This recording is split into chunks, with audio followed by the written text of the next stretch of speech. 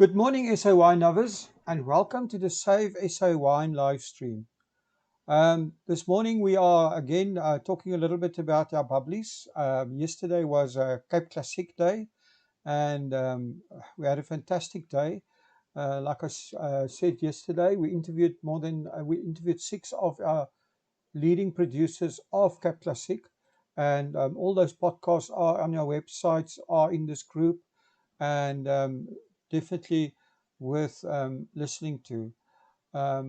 So that is fantastic, and I think that it's important that you guys support our producers, and I'm just going to go through them quickly. The producers that we interviewed yesterday was Groote Post, Lude, Klein Constantia, Beck, Jordan Wines, and Spier. So if you can support any of those, it will be fantastic. If you were actually consuming any bubbly yesterday, please do us a favor and send us a picture. We'd love that if you could do that. And I'm actually going to play you some videos from yesterday, or a video from yesterday. Oh, perfect. Kyk net daar. As hy daar gaat hy julle. Well done. Mooi om Jan. As hy. Let's replay that. If you guys saw that.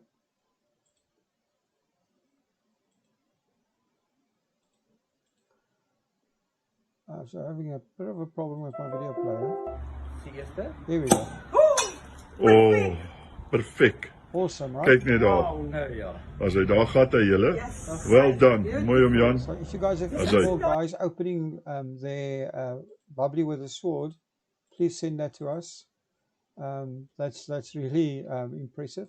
And then I've got a very nice video that I received from that I saw from Groote Post, showing us the wildlife flowers, which I think you guys will enjoy as well. Let's have a look at this.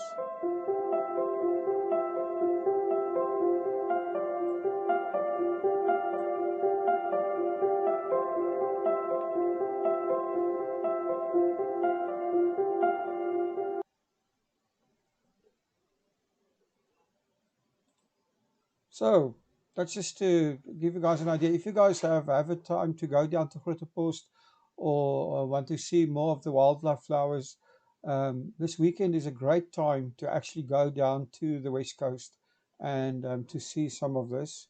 I think that could be absolutely fantastic. Just a reminder, we're doing our 1660 campaign. We've got 60 of our top producers of wine in South Africa featured, and we're featuring one producer every day for the next 60 days. Please go to our website. It's called savesawine.co.za, and please also go to our Instagram and leave a comment there. It's instagram.com savesawine.co.za. So, our producers are still having tough times. It's not, although we are celebrating, it doesn't mean that we can get complacent. It's really a difficult time still for producers. We've all heard the stats many times. There's more than 18,000 jobs on the line in the next 1.5 years in the Winelands. So it's extremely important that we keep supporting our producers. So please go and support the hashtag 1660 campaign.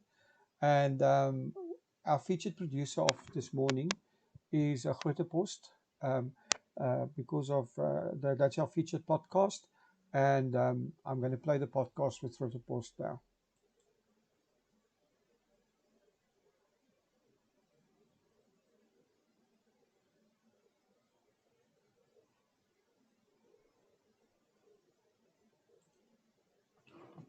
Welcome to About the Winelands. In this show, we will be chatting to leaders, influencers, wine producers, restaurants, and other role players. Tune in every week for our latest episode. You will find us on YouTube, Facebook, Instagram TV, Spotify, Apple Podcast, and Google Podcast.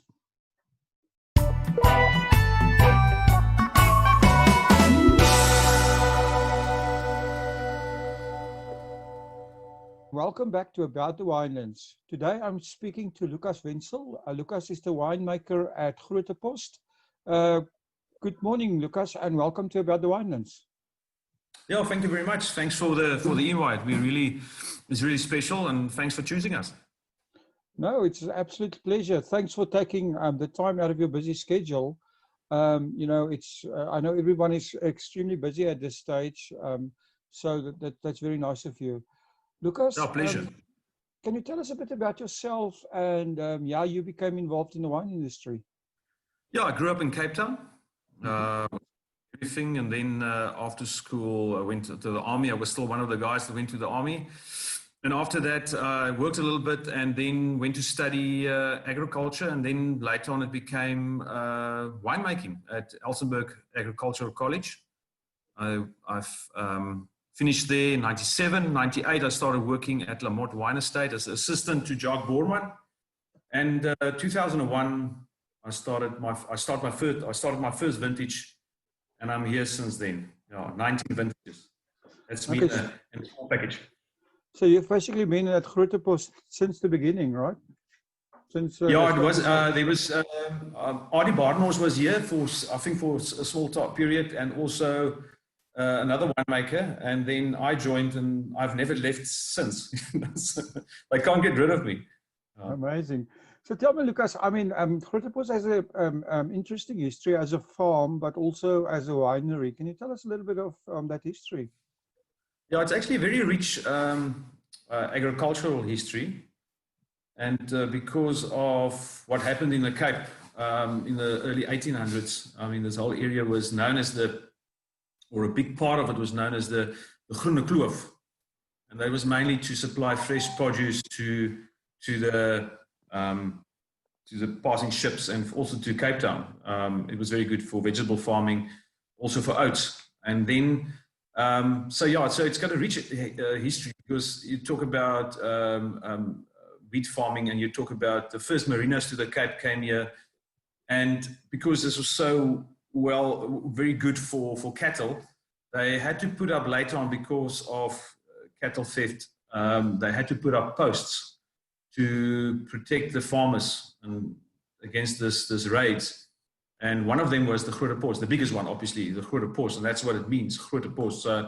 I'm sitting in a old fort that was with the Pentz family in the 98 rebuilt to a winery, and that was part of the protection. So a lot of soldiers stayed here, but it's got a very rich history. The governor of Cape Town, Lord Charles Somerset, he used Groote Post as he called it, his hunting box, where he came to hunt. Not hunting box, his shooting box, and he later, and also a well-known person, Hildegard Duckett, which was one of the first real foodies of Cape Town, let me put it this way. I mean, she was way advanced for her time, the way she approached things. So yeah, it's got a rich history out of agriculture. And I think wine was always part of it, because they always would have to have a little bit of wine around to give to the soldiers and also the workers. And but if you look at the Groote Post, we only really started making wine or planting vineyards in 1993, after everything opened up. It was before that, it was really restricted. And 98, the winery was built. 99, the first wines was made. And like I said, since then, I mean, we started off with 3 or 4 wines. Where we are now, we've got 13, 14 wines that we put out into the market. Yeah, so that's a little bit of the history of Groote Post. Groote Post is known as a mixed farming area with mostly wheat produced in the area. And do you guys still farm with other things, or besides wine? Yeah, it's still something else. We're still a mixed farming setup, wheat farming. There's a meat merino. I think it's around about now with all the lamb. After the lambing, it's about 3,500 head. Red and black Angus, I think it's about 250 head. I'm not always certain with that because I don't work with that, but it's a mixed farming, yeah. That makes it very interesting for people to visit. What can you tell us a little bit more about all the things to see and do at Groote Post? Yes, yeah, definitely. And one thing you can add to that is also where the winery is inside a game farm as well, you know, so you can see some antelope, and also we've got 2 giraffes as well. But it's always fantastic for the people to see the sheep and the cattle. You know, it's got the real farm feel to it, which makes it really worthwhile to come out, and especially this time with this time of the year with the flowers as well. What do the flowers look like this year? Yeah, beautiful, beautiful. I must say, I think it's going to be good because we've had good rain, and we're going to have continuous rain, it seems like. Hopefully it goes into September, and if you get very good rain, say till in middle of September, then the flowers is just going to be beautiful. It's probably going to run into November as well. Can you tell us a bit more about the wines that you produce, and also about your winemaking philosophy? Yeah, it's actually interesting is when you look at the philosophy, I think overall, it's always difficult to think about one philosophy, because when you do make a lot of different wines, I think in a way there's a philosophy for everyone, every single wine that you make. But overall is my philosophy is that you need to give attention to detail in anything you do, and that starts in the vineyard and the plantings, the vineyards, and everything you do. So yeah, we've got about 13 wines, of which the method CapClassique Brut Rosé has been part of this since 2003, and we are going to add we're going to add a Brut towards the end of the year as well. And then we've got a Pinot Noir Rosé, Chenin Blanc, we've got the 2 Old Man's White and Red, unwooded Chardonnay and a Kapok Chardonnay, Riesling, Merlot, Shiraz. And what we've added now is a slightly wooded Sauvignon Blanc called Sea Salter, and a Shiraz Cinsault blend called the Salt of the Earth that we've added to our range. So it's a little bit of an upmarket. We call it our salty range. When and why did you start or decide to make MCC? Yes, very interesting is that initially when we made our first bubbly, it was made of Merlot, and I had to convince. I mean, first of all, to make bubbly MCC, for that matter, it takes a lot of time and it takes a lot of money. You know, it's not easy. And on the other hand, I wanted our Merlot grapes was very clustered, and to produce a good Merlot, you need to open up the canopy. So that was a good opportunity to convince Peter and Nick and say to them, listen here, I'm not just only going to cut off the bunches, I'm going to use it for making bubbly. And that's how we all started in 2003 with our first bubbly. It was more for fun, you know, just a fun, small volumes. But I was never serious, you know, so, and then obviously people loved it, and it was a good talking point. But if you want to go serious into bubbly, you need to use your base varietals, Chardonnay, Pinot Noir, that we had on the farm already. So moved into that direction, and now we're just making Merlot on its own, you know, not using it for bubbly anymore. Do you follow traditional methods making MCC? Yeah, it's very traditional. No, it's very traditional, very basic, very making sure that you're, you know, the whole process from starting, because we're sitting with fantastic grapes, small berries, and it's really nice, intense, good acid that we normally get out of the vineyards. I normally use more Chardonnay. Our blend is Chardonnay Pinot Noir. So very traditional way of looking at. I harvest at different times, but it ends up fermenting together. I make up the blend. Some parts will be separate, And then after that, we just get the wine ready for bottling as soon as we can. And but very, very basic and very traditional.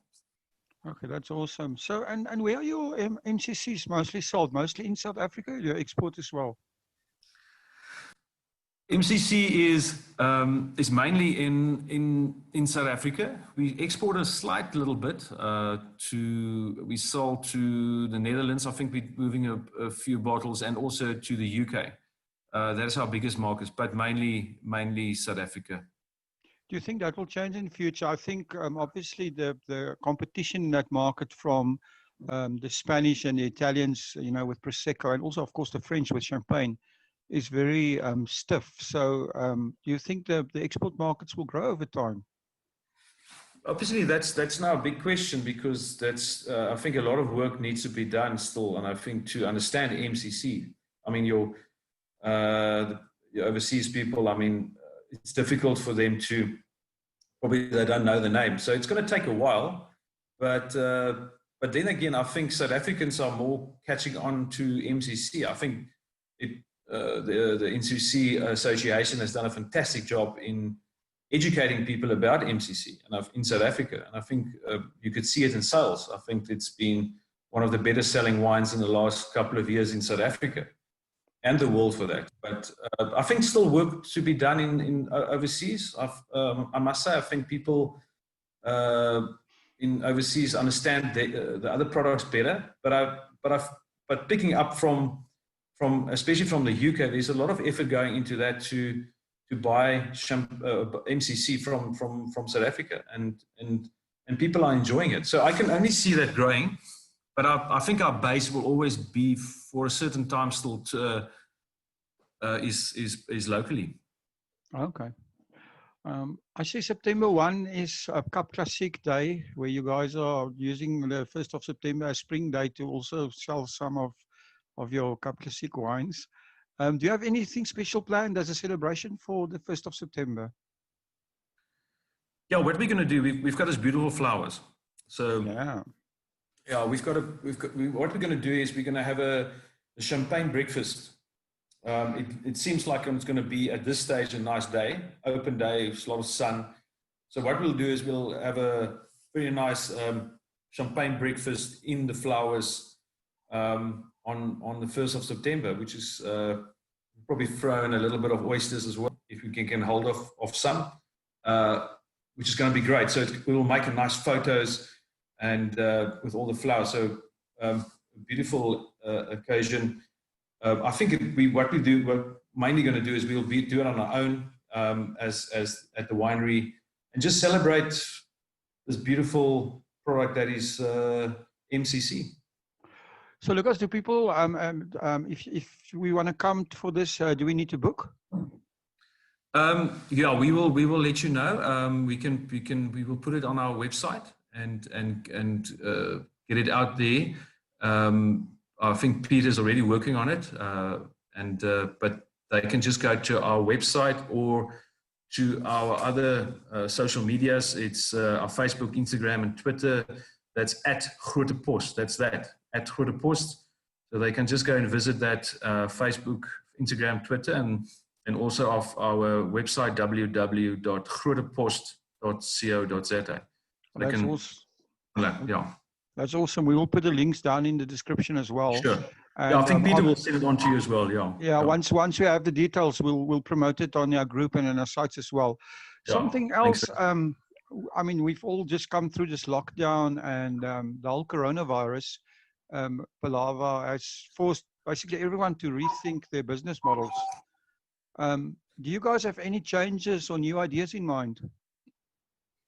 I don't think. I think one thing that has changed in definitely is the online direct sales from the farm, which is fantastic for us. I mean, it's really great. I think it makes such a huge difference.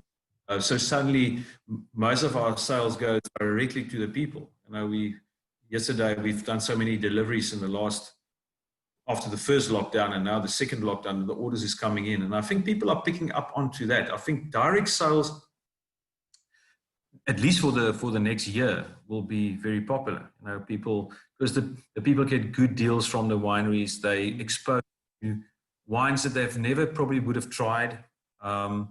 So it opened the opportunity to show your wine to people which they probably wouldn't have chosen going to a wine shop. And I think that has opened up a little bit for everybody, you know, to expose their wines. And that is an opportunity to work hard on that. And I think your direct sales, online sales, is definitely from the wineries, is definitely going to grow.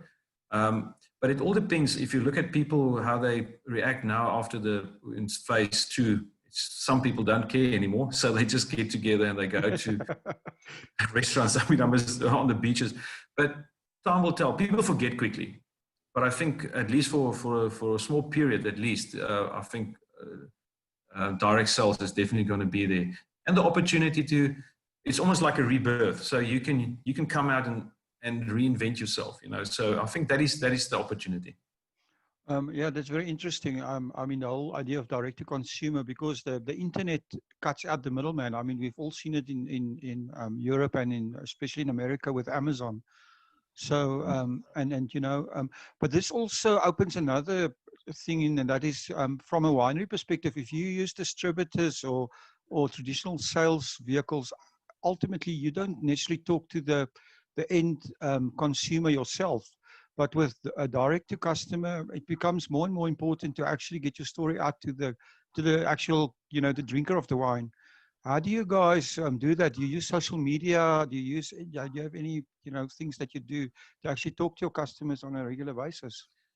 Yeah, especially now, it's actually because we do that. Our social media, we've been talking to Peter Pentz Jr., Nick's son. He's joined us since I think around about April, and he's done fantastic work on the social media. You know, interactions there is much better than we were before, and that helps a lot. You know, so, and what also helps is that even with all these orders we get in, direct orders or the online orders, is that we deliver it ourselves. So we actually go to the person's house and we deliver that. And I went there yesterday, and you actually sees and the people appreciate that. You know, for how long we're going to keep on doing that, that's the other question. But I think it's very important to do that now, and that makes a difference. And I'm sure you're going to win over that people and say, listen, wow, we've seen the people behind the wine. It's fantastic. So I think those kind of things is important. But interaction, social media, definitely in the wine industry, very important. Well, I think you're right. I mean, when with direct sales, you know exactly who your customers are. So you can contact them in various ways. You can invite them, you can go visit them, you can talk to them over social media. So it brings the whole thing of knowing your customer, it takes it to the next level. And obviously, you know, the more customer interaction you have for any business, it means more sales. So. Yes, definitely. And I think going back to what you said, what this COVID has done for us is we realize now how important it is, because we were restricted in selling wines, is that how important it is. Our people is important. And what is nice about the people is that they support us. Everywhere you go, say, boys, thanks for, you know, we're trying to help you. We want to buy. Friends of mine overseas, they especially went, and it's just a case in Switzerland, went to the wine shop, and they're only buying, and they told their Swiss friends, only buy South African wine because of the restrictions. And that is amazing, you know. So there's a loyalty about it, I think. So yeah, I think we've done well. And I'm really, when you look at how the people ordered wines now, and thanks South Africa, you're supporting us, and thanks for the wine drinkers. Really, it's great.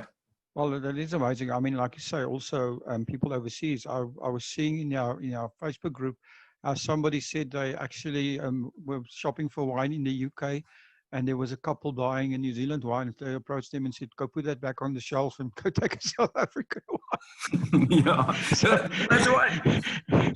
So that was amazing. Yeah, so Lukas, they can't get us down. You've had quite a long wine journey. So what's the most important thing you've learned from your wine journey?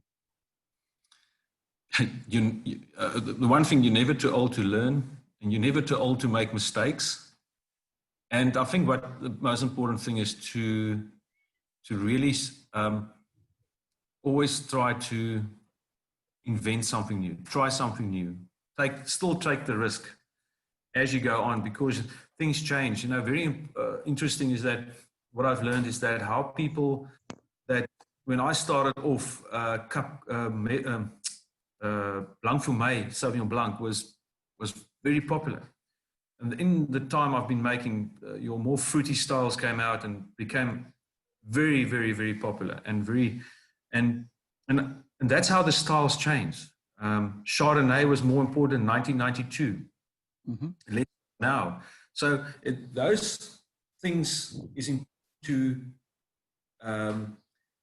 listen to, and you need to make sure, because your consumer changes in the period. I mean, I'm talking about a 20-year, 23 period of time I've been making wine. So in that time, things have changed, and how people look at wine and what do they appreciate as wine. And you have to adapt to that.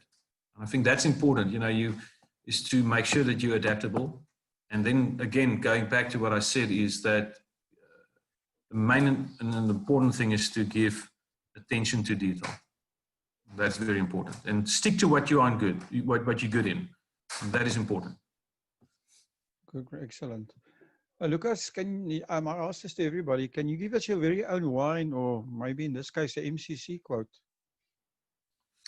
That's overall. I always say that, when you go to a group of people and you open up the better wines, the problem, what happens, you brag about the wines, and then my philosophy, I'm going to say it in Afrikaans, you can it's like, daar's nooit genoeg van 'n goeie wyn nie. And I think that's very true. As soon as you open a good bottle of wine, it goes so fast. Daar's nie van 'n goeie wyn nie. That's nooit. That's wonderful, Lukas. Lukas, thank you so much for talking to us. I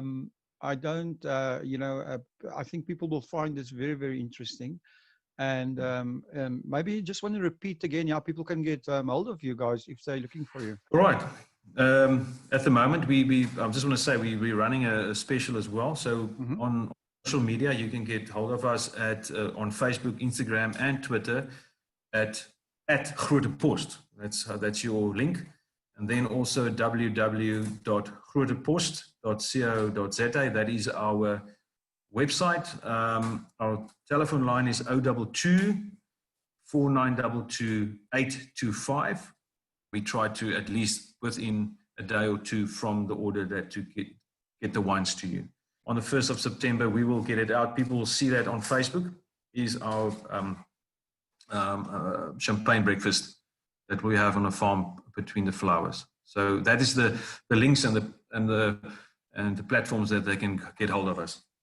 Well, that's amazing. And, listening to you, if you're really lucky, you might get the winemaker delivering your wine to you in person. Although, yes, yeah. Keep on ordering. Lucas, yeah, it's great. Yeah, thank you so much. This has really been good. And good luck with everything. Good luck with CapClassiqueDay, the 1st of September. And good luck with the rest of the month. And also, with everything you guys are doing, keep up the good work.